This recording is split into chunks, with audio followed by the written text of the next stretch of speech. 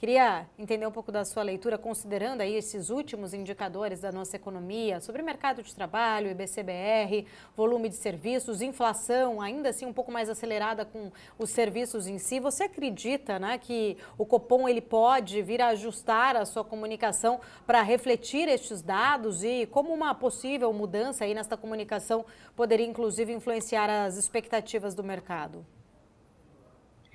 Paulo, eu acho que o Copom ele vai ter que rever um pouquinho a estratégia. Não só no mercado interno, mas muito mais no mercado externo, a mudança do cenário de juros dos Estados Unidos, com o alongamento desse período de juros mais elevados dos Estados Unidos, vai pressionar o Copom a ter que talvez mudar um pouco a estratégia desse ritmo de corte de juros. Já vemos também o petróleo ali que deu uma subida um pouco mais forte e o dólar já no patamar acima de 5 já pode botar ali um pouquinho a pulga atrás da orelha do Copom, visto que já estamos vendo uma pressãozinha inflacionária aqui um pouco mais forte, elevada, e com esse afunilamento mais forte entre as curvas de juros dos Estados Unidos e do Brasil, com esse ritmo de corte que hoje era traçado pelo Copom, mas ali tínhamos ali com um patamar um entendimento que o Fed começaria um corte de juros ali já para março, postergando isso para julho, esse afunilamento vai pressionar ainda mais o real diante os outros seus emergentes. Nós estamos vendo ali o real ali já operando no valor acima de 5, mas eu vejo que ainda tem espaço para ele, talvez, se continuarmos nesse ritmo de corte de juros, já flertar ali com as casas dos 5,10. Então, o Copom vai ter que entender o quanto isso pode pesar, principalmente ali na frente, com o petróleo mais alto, o dólar mais alto, lá na inflação, pressionando o Copom a talvez mudar a estratégia, que no meu ponto de vista, se nós começarmos já a pensar num ritmo de corte de 0,25, no meu ponto de vista não é nada fora do script, visto a mudança internacional. Ô, Velone, mas você acha que isso de alguma forma ou não está, ou ali parecendo, refletindo de fato no Focus? O Focus ele continua vendo acho que uma taxa terminal em 9%. O mercado está mais otimista? Como que você enxerga? O mercado ele está muito de stand-by hoje com o Brasil por alguns fatores, tá, Paulo? Eu não vejo só a relação juros, né? Nós temos ali alguns pontos que, principalmente, o governo deixou de cumprir. Vamos falar assim, é uma reforma tributária. Que hoje, até esse momento, a gente não sabe qual o fator que vai ser colocado na reforma tributária e está numa uma discussão que vem se esticando por um tempo mais do que o mercado gostaria que se esticasse. Então, essas incertezas também sobre o fiscal e, sem falar, né, nas ingerências sobre as empresas estatais de capital misto que o governo vem colocando, isso deixa o mercado bem desconfiado, né? Então, nós estamos vendo ali um movimento de saída de Brasil há uns 3 a 4 meses ali de recaptação negativa, isso pressionando bastante o dólar. Então, eu acho que é o conjunto da obra do Brasil, nós estamos flertando ali para abrir um espaço para novamente termos uma pressão muito mais forte sobre a moeda e inflação do que necessário.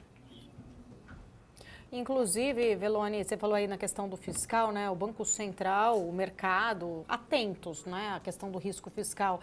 A maneira como o governo vai sinalizar, vai manejar essa política fiscal, os próximos passos, isso ali a gente sabe que são vistos como determinantes, até mesmo para essa confiança dos investidores. Você acredita que o governo vai conseguir evitar a deteriorização das contas públicas? Eu vejo que o governo, a equipe econômica rema para frente e a parte política rema para trás. E resumindo, a gente não sai do lugar. Eu vejo que o governo vai ter muita dificuldade, principalmente o ministro Haddad, mesmo tendo boa vontade, a tua própria base acaba minando a boa vontade dele na parte principalmente de gastos públicos, né? Então, eu acho que o mercado do meu ponto de vista, eu sou bem pessimista em relação ao fiscal Eu vejo que ainda o Haddad não tem tanta força para conseguir, politicamente, ainda sem falar que estamos num ano de eleições municipais, conseguir reduzir esse gasto. E, no meu ponto de vista, vamos saber onde que é o teto no fim do ano, quando a gente saber só. O sinal a gente já sabe qual vai ser, né? Que é negativo. Agora, o quanto esse negativo vai ser, que eu acho que é o mercado quer descobrir também. Inclusive, né, o quanto você enxerga, né, o risco Brasil, incluindo o fiscal também, mas quando a gente fala de risco político, até mesmo, né, você trouxe aí uma leitura, a equipe econômica rema por um lado, o lado político rema ao contrário, a gente tem visto falas ali, esse risco político ficando mais evidente, tanto pela questão das interferências, não só em Petrobras, mas em outras companhias, como a própria Vale, enfim. O quanto isso, na verdade, pode acabar atrapalhando todo o desempenho do mercado, até mesmo para a questão do fluxo estrangeiro, né? Você citou ali, a gente tem visto uma saída muito forte. Apesar de ter tanto uma expectativa de corte de juros nos Estados Unidos, o que poderia trazer aí uma visibilidade melhor do estrangeiro para o Brasil em relação ao diferencial da taxa de juros, mas o quanto o risco político e fiscal podem acabar atrapalhando esta possibilidade da gente atrair mais fluxo estrangeiro? Paulo, o grande ponto é o seguinte: o nosso juros ele está reduzindo mais do que o nosso risco. Então a nossa função fica negativa. É simples. Nós não temos hoje um cenário macroeconômico no Brasil e um cenário político que precifique os juros a 9% no fim do ano. Então vai ter saída de recursos. O pessoal não vai, o pessoal vai para México, que hoje eu vejo que é um dos emergentes que tem uma situação, depois desse conflito, basicamente de Estados Unidos e China, o México abriu uma oportunidade muito forte de reindustrialização, puxando uma tendência de crescimento muito maior que o risco menor do Brasil hoje. Então, tem outros players no mercado, tem uma capacidade muito maior que o Brasil hoje. Então, o risco é menor. Não tem segredo. O investidor vai para onde ele tem uma expectativa de retorno maior e um risco bem menor. Então, eu acho que a situação macroeconômica a gente está vivendo uma bolha, né? E o governo ainda, na parte para juros ainda inferiores a isso. E algumas ingerências, como o Petrobras, muito claro, a questão do dividendo, de ingerência, isso deixa o investidor muito mais ressabiado. Então, a tendência ainda de saída de investidores nesse cenário atual é muito grande, eu acho que não muda ainda. Então, na minha cabeça, do meu ponto de vista, eu não vejo um cenário ainda de 9% para a economia de juros para a economia brasileira, muito puxado pelo fator risco hoje. Bom dia, Felipe. Felipe, eu acho que nós já estamos vendo, já vem dos últimos comunicados, a gente já vem percebendo uma postura um pouco mais do Fed, assim, conservador em referente a trazer a inflação para a meta, efetivamente, né? Por alguns motivos, né, Felipe? A gente tem aqui nos Estados Unidos já um movimento de deterioração, principalmente das carteiras de crédito do banco, até por esses juros elevados não ser algo que se tenha uma vivência um pouco maior nos Estados Unidos. Então, você tem os bancos, principalmente, sofrendo com uma deterioração das carteiras de crédito. Então, o Fed já vem tendo uma postura um pouco mais conservadora nos seus comunicados, um pouco menos radical de subir referente a juros. Então, eu vejo que hoje o Fed ele vai estar basicamente esperando falar um pouco ainda de inflação, mas eu já vejo que ele já deve sinalizar algo mostrando que possa ter uma redução, até por esses segmentos estratégicos estarem sofrendo com algum problema um pouco mais forte. Então, já se tem uma fala um pouco mais branda hoje do Fed sobre juros. Então, tende-se ali, eu acho que eles manterem esse guidance de acompanhamento aí sobre inflação, emprego, mas não tão radical quanto as falas que nós víamos lá para novembro e outubro do ano passado. Já o Copom, eu vejo que o Copom deve ali manter o mesmo ritmo ali, falando sobre o 0,5% e acompanhamento de economia e cenário externo. Cenário externo hoje, eu acho que influencia bastante também na decisão do Copom, visto que a gente está num ritmo de juros, no meu ponto de vista, já até passando um pouco mais forte do que necessário para esse momento, visto as mudanças de rumo de corte de juros no cenário externo. Também o dólar um pouco mais forte, então isso aí com alguns sinais de inflação já aparecendo, com alguma aceleração, isso deve despertar algum alerta dentro do Copom, e ele deve sinalizar isso na nossa próxima ata. Pois é, até porque os últimos indicadores mostram, né, Fabrício, toda essa aceleração da economia. IBCBR, desemprego mais baixo, a inflação que vem um pouco mais acelerada, o contexto todo talvez esteja colocando um pouco mais de cautela, um pouco mais de cuidado ali na análise dos dados pelo Banco Central. E será que isso vai estar mais vocal, né, no comunicado? Será que a gente vai ver uma tinta um pouco maior sobre esses indicadores, ou sobre esse cenário, né, mais complicado que para o Banco Central, obviamente, que a gente está passando? Felipe, se seguirmos o parecer técnico 100%, com certeza, isso tem que aparecer.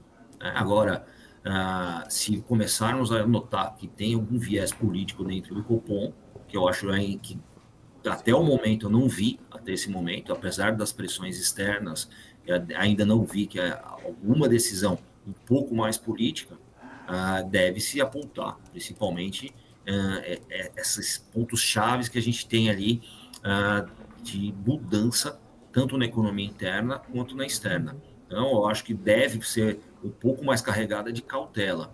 Que, no meu ponto de vista, né, Felipe, vamos ser, se for ver lá a lógica lá de trás, de quando a gente começou o movimento de subida de juros, eu acho que uma redução ali, pelo menos para 0,25, seria algo até, no meu ponto de vista, mais coerente com a situação macroeconômica e também com a situação interna de indefinições que nós temos, principalmente puxado efetivamente pelo político, né?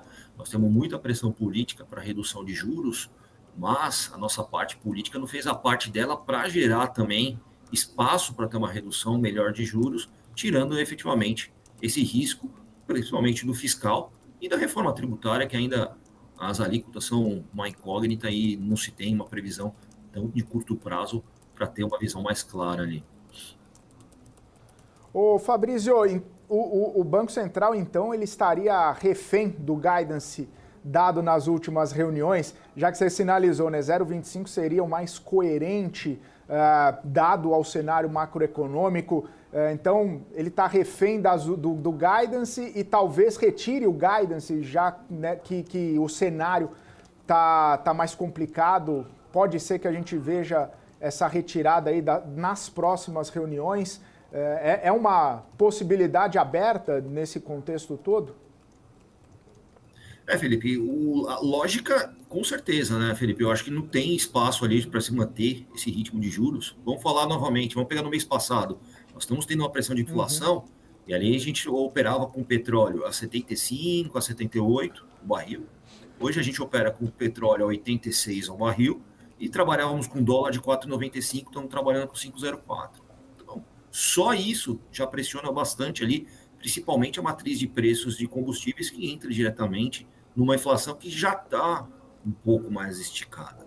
Então, mas a demora um pouco maior para a economia americana cortar juros, isso vai puxar. Tem que ter alguma mudança no guidance que não faz mais sentido para a atual situação macroeconômica, né? Eu acho que o Banco Central, ele não, se ele demonstrar que ele não muda com toda essa mudança no cenário, aí se começa a entender que pode ter alguma pressão política dentro do Banco Central. Então, isso o mercado tem que ficar bem atento para ver se ele vai estar cedendo alguma pressão política ou se ele vai ali tomar a decisão técnica, que até o presente momento veio tomando suas decisões de forma técnica assertiva. né? Então, só entender se esse cenário não mudou até o presente momento. Ô Fabrício, uma última questão, né? A gente comentou, né, o cenário doméstico bastante acelerado, né? Principalmente a questão de atividade e o desemprego menor, que para o Banco Central acaba sendo um ponto ali mais sensível. Pensando nas companhias, né, principalmente as que são mais sensíveis aqui ao ciclo doméstico, esse cenário pode ser um sinal ali de uma melhora de percepção para essas empresas, para essas companhias, com mais atividade, com mais vendas, com mais expansão de lucratividade de algumas linhas do balanço nos próximos tempos, por conta dessa atividade um pouco mais acelerada que a gente está vendo no começo do ano, em conjunto também com esse cenário já de queda de juros que está sendo sinalizado, a gente pode ver uma melhora nesse ambiente para essas companhias, para esses setores especificamente, que têm uma sensibilidade um pouco maior ao cenário interno? Felipe, a gente viu bastante uma aceleração novamente nos varejistas, né? Ali teve uma aceleração até porque essas empresas são um pouco mais puxadas referente a juros, né? Então, essa redução já se teve de juros acaba refletindo principalmente nas varejistas. E também no dispêndio nesses balanços que você vai ter para provisionamento de pagamento de crédito com as linhas de juros reduzindo um pouco em relação ao ano passado. Isso também ajuda ali nos seus balanços a dar uma puxada um pouco maior. O mais importante, eu acho que até, Felipe, é notar que nós tivemos um pouco também de mudança no comportamento do consumidor referente aos outros anos, né? Ao invés de dezembro, a gente viu ali refletindo bastante o aumento de consumo no mês de janeiro, né? Então, o consumidor acabou procurando ali até nós temos o advento numa Black Friday em novembro e o Natal, dezembro, o pessoal acabou fazendo muito mais compras em novembro e depois de janeiro, aproveitando as promoções. Então, você tem ali também uma mudança no comportamento do consumidor, puxando até as suas compras por mês de janeiro. Juros para esse segmento, com certeza, ele é muito importante, principalmente os sistemas de parcelamento que estavam muito puxados com a taxa de juros do ano passado. Isso acaba refletindo hoje ali, principalmente no aumento de consumo. E serviços, principalmente viagens, então a gente vem olhando ali que está tendo uma puxada um pouco mais forte, já em relação aos outros anos. Serviços, não dá mais para você falar que é uma demanda reprimida da pandemia, mas ele começa a entrar numa normalidade, principalmente viagens de negócios, e isso começou a normalizar basicamente no final do ano passado, né? Então, hoje se tem ali uma demanda ainda um pouco mais forte por esses serviços que a gente vai...